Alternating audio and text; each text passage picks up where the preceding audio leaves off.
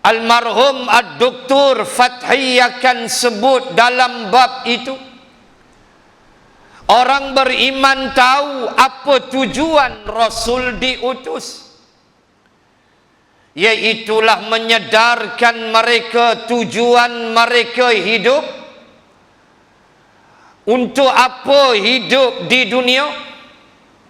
Kenapa Allah cipta kita jadi manusia, tak jadi binatang? Kenapa Allah taklif kita dengan beban amanah? Orang beriman dia evaluate, dia kaji habis benda ini supaya hidup dia di dunia ada nilai. Bak kata Hamka, kalau hidupmu makan dan minum, tidur dan beranak pinak, apalah beza kamu dengan binatang, kata Hamka. Binatang juga makan, minum, tidur, beranak pinak.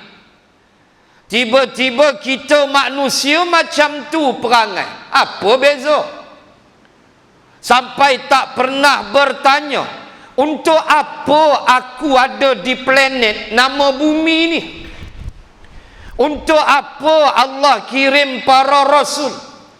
Untuk apa Allah hantar Al-Quran? Orang beriman, dia main benda ni dalam minda pemikiran dia, dan dia akan sampai kepada suatu titik nama dia taqwa Allah. Allahu Akbar. Ini mesti ada, tuan-tuan. Barulah hidup kita bernilai. Jangan jadi hidup ni kosong hampa, habis-habis mati, dah tak tahu apa. Hidup ni tak tahu, mati habis, dah kena jawab dengan Allah, nak kena rembat di alam barzah. Na'udzubillahi min zalik. Maka orang beriman dia cukup steady. Sebab itulah bila kata orang beriman, jadi kita tengok azab orang kufur. Bila kata orang beriman, tu dia yang Nabi sebut, masalul mu'min laka masalin nahlah. Allahu Akbar. Hadis sahih, Nabi kata orang beriman ni perumpamaan dia seperti seekor lebah. Tu Nabi sebut, laka masalin nahlah. Kita ni jadi orang beriman, ibu ayah, muslimin muslimat, kita mesti fikir kita ni macam seekor lebah. Nabi kata apa? Akalat tayyibah wa wada'at tayyibah wa waqa'at lam tukthar wa lam tafsud. Allahu Akbar. Ringkas hadis. Nabi kata orang beriman ni exactly macam seekor lebah. An-nahl laka mathalin nahlah. Apa sifat lebah? Nabi sebut pertama, akalat tayyibah, dia makan benda baik. Allah. Lebah dia makan benda baik. Lebah tak hurung najis, tu lalat. Lebah pergi cari apa? Nektar bunga. Dia cari nektar dulu. Bunga tu ada nektar, ada sari bunga dia, nama nektar.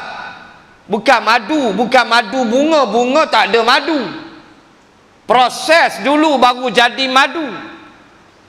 Kalau bunga ada madu, tak payah beli madu lah, kunyah bunga lah.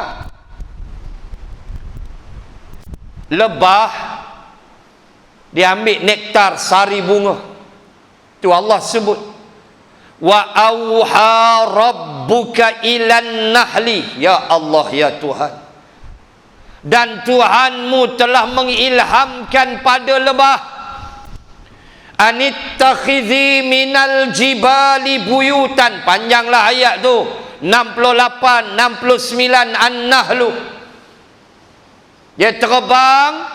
Kalau kita belajar sikit tentang lebah, lebah ni dia cari bunga. Allah bimbing dia pergi cari bunga tu. Bila seko ni dia tahu, dia dah dapat sense nektar di bunga tu, sari bunga tu dia tahu ada situ. Maka lebah yang seko ni akan menari-nari. Dia ada bahasa, body language dia akan dancing. Dia menari untuk menarik perhatian. Setakat yang kita baca tentang lebah, menarik perhatian 8 ke 9 ekor lebah yang lain untuk datang menghampiri dia. Dia menari tu, kawan 8-9 ekor ni follow dia. Jumpa dah, dia kata. Geng kita jumpa dah. Next, what happen? Yang jumpa tadi ni akan sedut nektar. Sari bunga dia ambil. Bila dia sebut nektar, 8 ekor yang belakang ni tunggu. Campur dia 9. So bos yang mula ambil nektar ni, dia akan passing mouth to mouth, mulut ke mulut. Lebah yang ambil nektar ni passing mulut lebah nombor 2. Dia ngam-ngam, dia kunyah-kunyah sikit, dia passing lebah nombor 3. Allahu Akbar. Lebah nombor 3 tak tunggu dah, dia passing lebah nombor 4, mouth to mouth. Sampailah lebah nombor 9. Kenapa tak passing pada lebah nombor 10? Sebab lebah nombor 10 isap okok. Tak layak. Lebah nombor 10 isap okok, tak aci. So takat 9 je. Dia passing sampai nombor 9. Nombor 9 ni lah akan terbang balik ke sarang. Dan dia akan proses sumbat masuk dalam perut dia.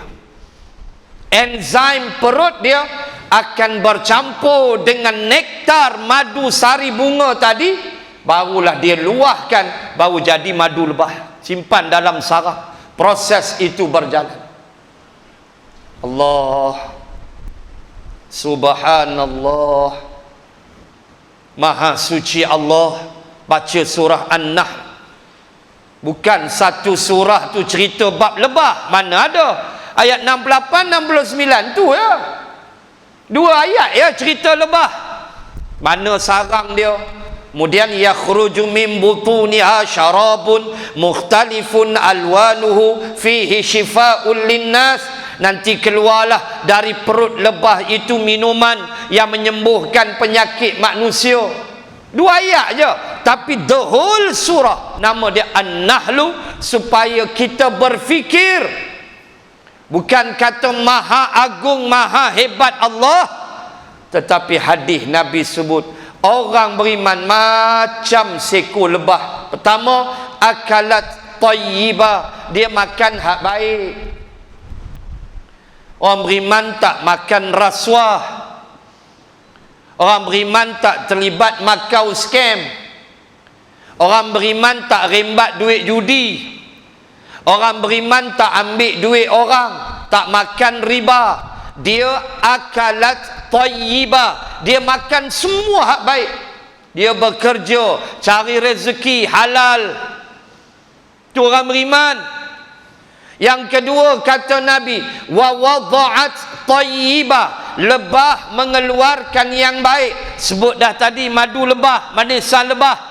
Syifa'ul linnas, sembuh penyakit manusia biiznillah. Orang beriman, dia keluar yang baik, ucapan dia baik, dia bercakap aja orang dapat manfaat, dia bertindak aja orang dapat manfaat, dia buat apa pun orang dapat manfaat. Ni dia buat bercakap ya, habis kelang kabut orang. Kan? Kelang kabut habis orang. Bila mana orang tak elok bercakap, bertindak, cemburu habis orang. Lebah, dia keluar yang baik. Orang beriman macam tu. Dan yang paling mahal, last Nabi sebut, wa waqa'at lam tuksar wa lam tafsud. Lebah, kata Nabi, dia tidak mematahkan dahan, dia tidak merosakkan bunga. Allahu Akbar. Itulah orang beriman. Dia tak rosakkan orang ramai, dia tak rosakkan masyarakat, dia tak cemperokan orang, dia bertindak dengan baik, dia bertindak dengan penuh keimanan, dia suka tengok orang jadi baik, dia tidak mematahkan dahan, kata Nabi, dia tidak merosakkan bunga itu. Itulah lebah. Allahu Akbar. Kita mau jadi macam lakamathalin nahlah. Muslimin dan muslimat sekalian, itulah orang beriman. Insya-Allah orang macam ni syurga Allah menanti dia.